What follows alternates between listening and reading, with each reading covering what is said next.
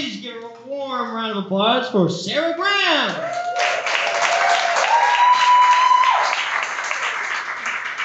I often get introduced to a room full of strangers as a train wreck, so nothing new there.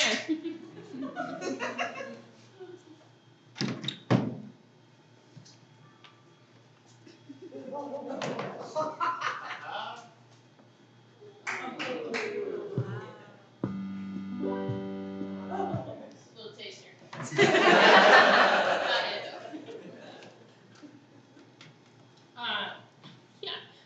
This is not part of my routine, but I want you to know about Eric and movies.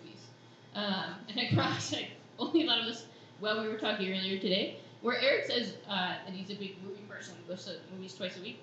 Avatar 2, if you don't know, was just put on Disney Plus, and I told Eric that this morning when we were grabbing coffee. He goes, I can't watch it, I've already seen it 5 times. It's a 3.5-hour long movie. It is not an exaggeration. He went to the movie theater 5 times and saw it with different people. And I should have introduced him with that. But he's seen Avatar 2 5 times. So it's all the stories. This is the marathon of comedy. That is a marathon of comedy. I am not as big a movie buff as Eric. I like movies. If I'm in a room with people and they start referencing pop culture, I probably don't know it. But I do know one thing. So many movie stars never get to see their fame gone too soon, right? Heath Ledger, oh man, what a good Joker. And I'm gonna break your heart with this one. And Heath Ledger was heartbreak, but Air Bud? Movie came out in 1997. That dog died in 1998. I know. Not even long enough for a sequel. That's why we had to make Air Buddies. Because they were younger. I get genuinely emotional. I wrote it as a joke.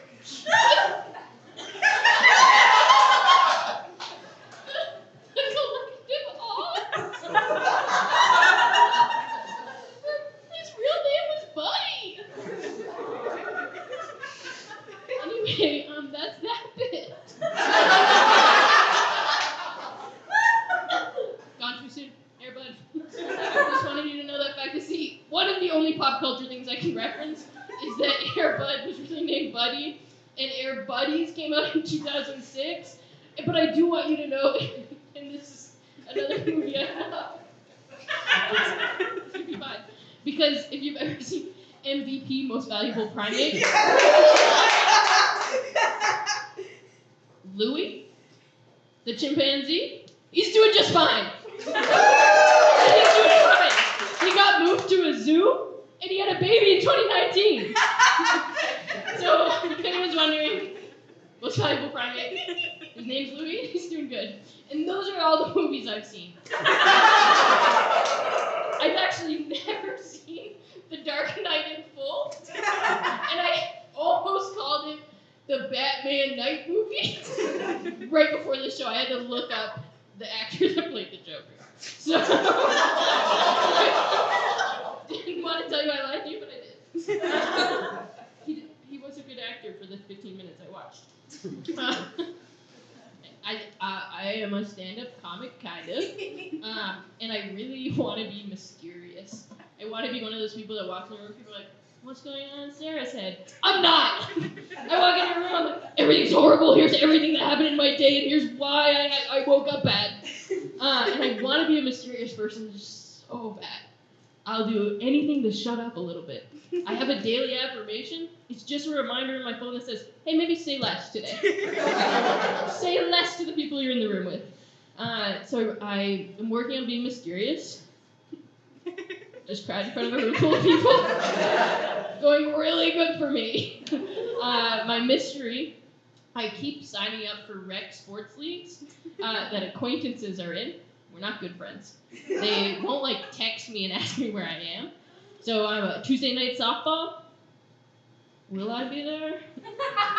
Did I pay $200 to pretend to be busy so people can wonder where I am every week? I'll never tell. Hey, Sarah, are you coming? We really have to reach the quota of women on the team. Guess you'll have to see if you have to forfeit the game. It's not working well though because I keep not showing up and it's no longer a mystery. They know I'm not coming to play softball. So now I'm gonna intermittently show up, like halfway through a game, be like, don't worry, I made it to the commons. But I had a really terrible day and I woke up super bad and you'll never guess what happened on the way here. I'm working on it. I'll talk less soon. When we started planning for this show a month ago, I realized I burned through all of my material in the first show, and I was like, I talked for 17 minutes straight, and I have to come up with new stuff? I'm funny once. You've seen my show once, you've seen the show. So thanks for people like, you coming back? Sorry. If you've seen my stand-up, you've seen it. Part of my mystery. I want you to know that I just publicly cried about Air Bud, but I'm not a fool. That's what I want you to leave the show going, Sarah, not a fool. I do end up in a lot of foolish scenarios. It's not good. It's because I say stuff that sometimes sounds a little silly. One time I was driving, I live in Dartmouth. Woo! No one's from Dartmouth? That's not the Dartmouth attitude. So someone says Dartmouth, everyone goes, yeah! I guess it's in Celtic Corner. But I live in Dartmouth, and every year there's a big festival near Sullivan's Pond. And they put up a big sign. And I was driving by it, and I was in the car with other people, and we were going by, and I was looking at it, and I was like, Petumrad. Oh, Dartmouth. We were driving by the sign backwards, and then now everyone that was with me that day goes, Petumrad. Every time we hear her in Dartmouth. So I say, what I want you to know is I say foolish things often, and what that leads to is often men trying to explain things to me slowly. It's horrendous. I don't want to know about the economy. I want to be clear. I don't know about the economy. Don't want to know about it. If you say you know anything about the economy, you're a liar. You're a liar, you don't. No one knows about the economy. So I wrote a song.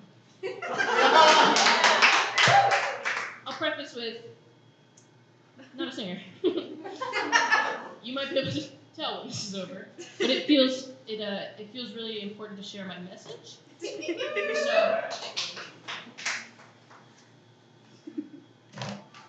everything I know about the economy.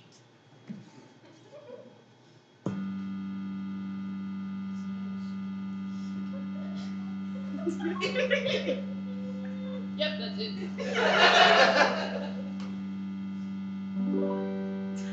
I don't understand the economy. Why can't we just print more money?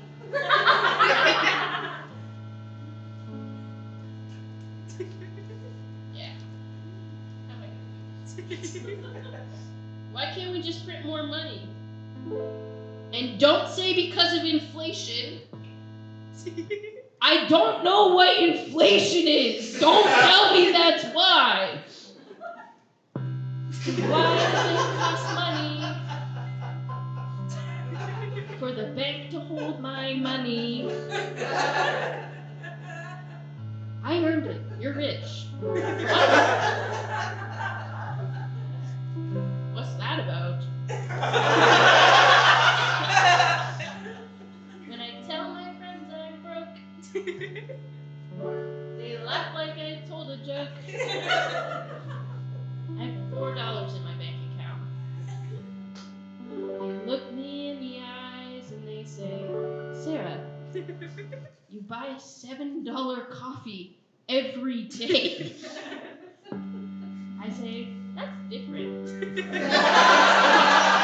That's a little treat, a little treat. I can buy myself a little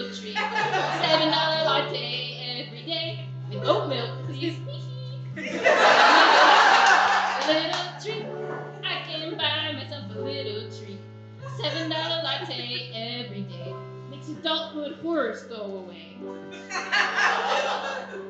A little treat, a little treat. I can buy myself a little treat. A $7 latte every day, and I know I'm gonna be okay.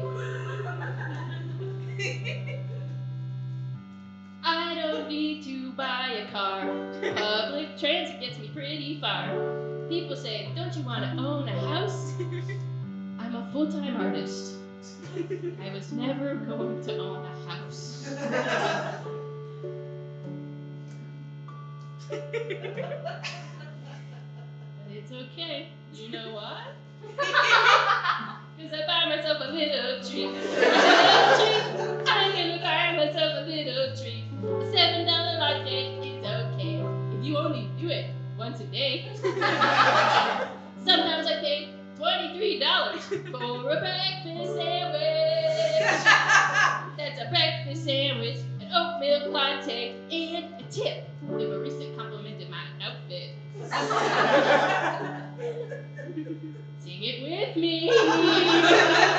Cause it's a little treat, little treat. I'm gonna buy myself a little treat. A $7 latte every day. That's okay. Makes the adult horrors go away.